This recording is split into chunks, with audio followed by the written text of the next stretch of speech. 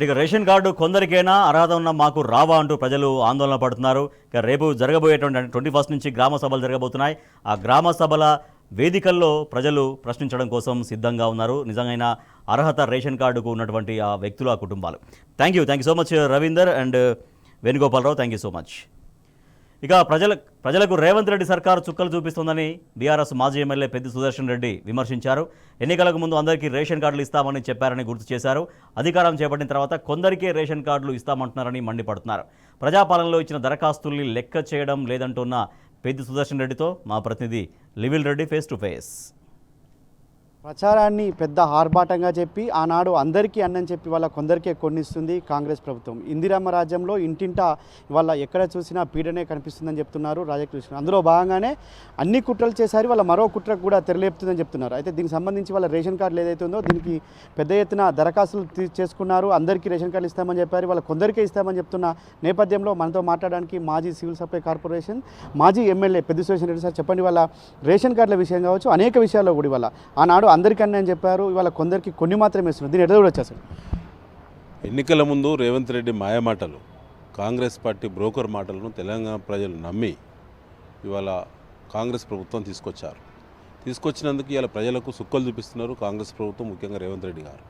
ఆనాడు ప్రతి ఒక్కరికి అనేటువంటి వర్డ్ వారి మేనిఫెస్టోలో ప్రతి వ్యక్తికి లబ్ధి చేకూరుతుంది, ప్రతి పథకం ఎన్నికల మేనిఫెస్టోలో పెట్టిన 6 గ్యారంటీలో కానీ 420 హామీలో కానీ ప్రతి వ్యక్తికి అని చెప్పి ఇండివిజువల్గా మాట్లాడి ఇవాళ అయితే రేషన్ కార్డును యూనిట్గా తీసుకోవడం, లేదనుకుంటే జాబ్ కార్డు యూనిట్గా తీసుకోవడం, కుటుంబానికి ఒకరికే సెలెక్ట్ చేయడం, అందులో అనేక లేనిపోని కండిషన్స్ పెట్టి ముఖ్యంగా సెక్రటరియట్లో రాష్ట్ర సెక్రటరియట్లోనే నిర్ణయాలు చేసి లబ్ధిదారుల లిస్టును కిందికి పంపించేసి వెరిఫై చేయండి అంటున్నారు తప్ప ఎక్కడ కూడా ఇంటింటికి తిరిగి నిజమైనటువంటి లబ్ధిదారుల యొక్క ఎంపిక జరగటం లేదు.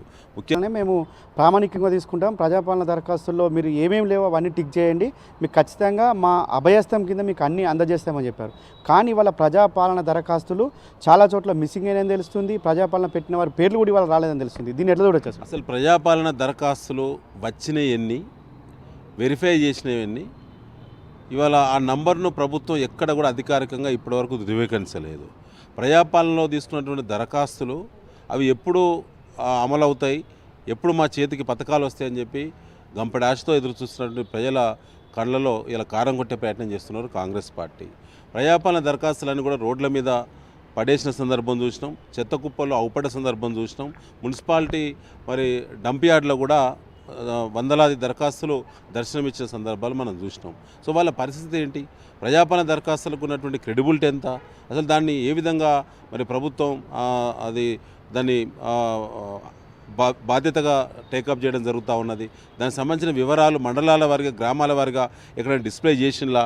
ప్రజాపాలన దరఖాస్తులో మరి ఇందిరమ్మ లబ్ధిదారులు ఎంతమంది అడుగుతూ ఉన్నారు, రేషన్ కార్డు ఎంతమంది అడుగుతూ ఉన్నారు, ఇతర అవసరాలు ఎవరెవరు అడుగుతూ ఉన్నారని చెప్పి వివరాలు ఇప్పటివరకు ఎక్కడ జిల్లా కలెక్టర్లు కానీ, జిల్లా ఇన్ఛార్జ్ మంత్రులు కానీ, నియోజకవర్గాల వారిగా శాసనసభ్యులు కానీ, చివరికి మండలాల్లో ఎంపీడీఓలు కానీ, ఎక్కడ గ్రామాల్లో గ్రామ సభలు పెట్టడం కానీ ఎక్కడ కూడా అది చేయలేదు. కాబట్టి పక్కన పెడితే మొన్న రీసెంట్ కూడా ఇంటింటి సర్వే అని చెప్పేసి సర్వే చేశారు. ఆ సర్వేలో కూడా రేషన్ కార్డుదారులకు సంబంధించి ప్రత్యేకంగా కాలాన్ని మెన్షన్ చేశారు. అవన్నీ పక్కన పెట్టి ఇవాళ చాలామందికి రేషన్ కార్డులు రావట్లేదని చెప్పేసి గ్రామాల్లో గందరగోళం నెలకొంది. ఈ నేపథ్యంలో బీఆర్ఎస్ పార్టీగా ఏం చెప్పబోతుంది? అసలు మొన్న జరిగినటువంటి కులగణన పేరు మీద జరిగినటువంటి సర్వే, అది కులగణన అన్ని కులాలకు సంబంధించిందా, లేదా బీసీ గణన బీసీ కులాలకు సంబంధించిందా, దాని యొక్క ప్రామాణికం ఏంది, దానికి సంబంధించి దానికి ఉండే శాంటిటీ ఎంత, దానికి రాజ్యాంగపరంగా దానికి చట్టబద్ధత ఉందా లేదా అనేటువంటి చర్చలో భాగంగా, ఆనాడు విస్తృతంగా జరిగిన చర్చలో భాగంగా అసలు ఈ ప్రభుత్వం చేసేటువంటి కులగణన సర్వేను ప్రజలు పట్టించుకోలేదు. సరైనటువంటి అడిగేటువంటి తీరు, పేపర్లో ప్రశ్నపత్రంలో ఉండేటువంటి ఆ కాలమ్స్ అన్నీ కూడా మరి వచ్చిన సర్వే అధికారులు క్వశ్చన్ చేసినప్పుడు ఇంటి యజమానులు భయపడిపోయారు, బెంబెలెత్తిపోయారు. వాళ్ళ పర్సనల్ అకౌంట్లు అడగడం, వాళ్ళ ఆస్తుల వివరాలు అడగడం అవన్నీ ప్రభుత్వం దగ్గర లేవా? గతంలో కేసీఆర్ గారి పథకాలను అమలు చేయలేదా? దానికి సంబంధించినటువంటి ప్రామాణికాలు ఇవాళ అందుబాటులో లేవా? మరి వాళ్ళు కావాలని అది ఎందుకు పెట్టడం జరిగింది అంటే కేవలం తప్పించుకునే ప్రయత్నం చేశారు. మొన్న జరిగినటువంటి కులగణన సర్వేలో సరైనటువంటి సమాచారము ప్రజల విశ్వాసాన్ని ప్రభుత్వం పొంది సరైన సమాచారం తీసుకోలేకపోయింది. ఇది వాస్తవము. ఏ గ్రామానికి, ఏ పల్లెకు, ఏ తండకు పోయినా మొన్న జరిగినటువంటి సర్వే సంపూర్ణత సాధించలేదు, సంపూర్ణం కాలేదు.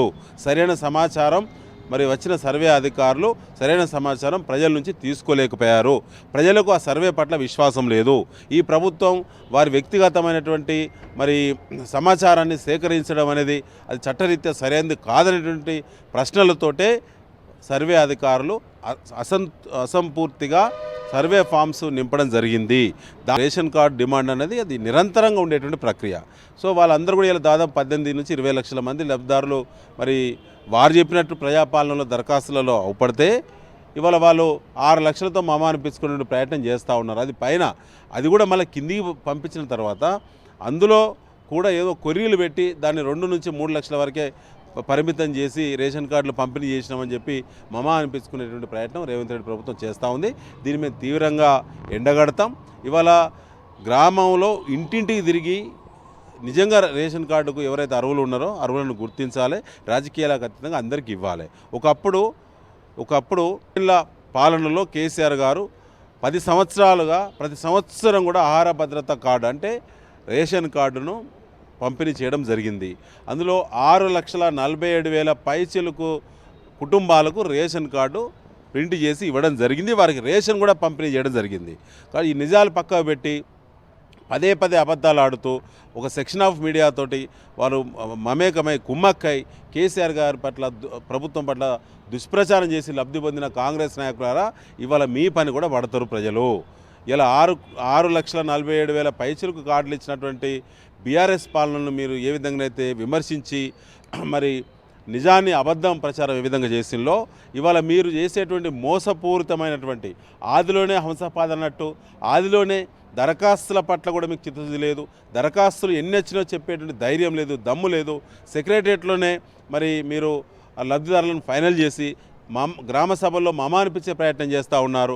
కాబట్టి గ్రామ సభల్లో మేము కూడా విజ్ఞప్తి చేస్తూ ఉన్నాం. నిన్న మా నాన్నప్పుడు కళ్యాణలక్ష్మి పథకం కాంగ్రెస్ పార్టీ ఇంట్లో పుట్టిన ఆడబిడ్డ పెళ్లి కళ్యాణలక్ష్మి పథకం ఇవ్వలేదా? ఏమైనా కోతలు విధించిలా? సీఎం రిలీఫ్ ఫండ్ ఇవ్వలేదా? బీసీ చెక్కులు ఇవ్వలేదా? వారికి సంబంధించినటువంటి రైతు బంధు ఇవ్వలేదా? ఏ పథకానైనా కోతలు పెట్టడం జరిగిందా? ఇవాళ కోతలు పెట్టేటువంటి పరిస్థితి ఎందుకు వస్తుంది రేవంత్ రెడ్డి గారి ప్రభుత్వము అంటే అలవిగానటువంటి హామీలు ఇచ్చి ప్రజలను పూర్తిగా మరి మభ్యపెట్టి అనేక ఆశలలో ప్రజలను ప్రయాణం చేపించి ఇవాళ వచ్చిన తర్వాత ఎత్తేసే ప్రయత్నం చేస్తూ ఉన్నారు. దాని నుంచి పక్కకు జరిగితే ప్రజలు పసిగడతా ఉన్నారు. తప్పకుండా ఇచ్చిన హామీలు 100% నెరవేర్చాల్సిందే.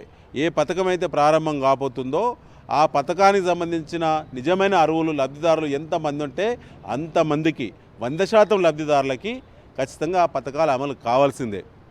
కేసీఆర్ గారి ప్రభుత్వంలో రాజకీయాలకు అతీతంగా అన్ని పార్టీలకు చెందినటువంటి లబ్ధిదారులకు ఇవాళ ఇంటికి కేసీఆర్ గారు పథకాలు పంపించారు. ఇవాళ దాన్నే మరి స్ఫూర్తిగా తీసుకోవాల్సినటువంటి రేవంత్ రెడ్డి ప్రభుత్వము ఇవాళ మరి తప్పించుకునే ప్రయత్నం చేయడం, ముఖ్యంగా వారు ప్రతి పథకాన్ని కూడా కోతలు పెట్టి వాతలు పెట్టే ప్రయత్నం చేయడం, ఎగ్గొట్టే ప్రయత్నం చేస్తూ ఉన్నారు. దాని పట్ల తప్పక ప్రజలు నిలదీస్తారు. అయినప్పటికీ రాష్ట్రంలో 20 లక్షల వరకు కూడా రేషన్ కార్డులు అర్హులు ఉన్నారు. వారందరికీ కూడా రేషన్ కార్డులు కల్పిస్తామని చెప్పి ఆనాడు ప్రచారంలో చెప్పారు. ఆ విధంగానే వాళ్ళ 20 లక్షల వరకు కూడా రేషన్ కార్డులు ఇచ్చే వరకు కూడా బీఆర్ఎస్ పార్టీ పోరాటం చేస్తుంది.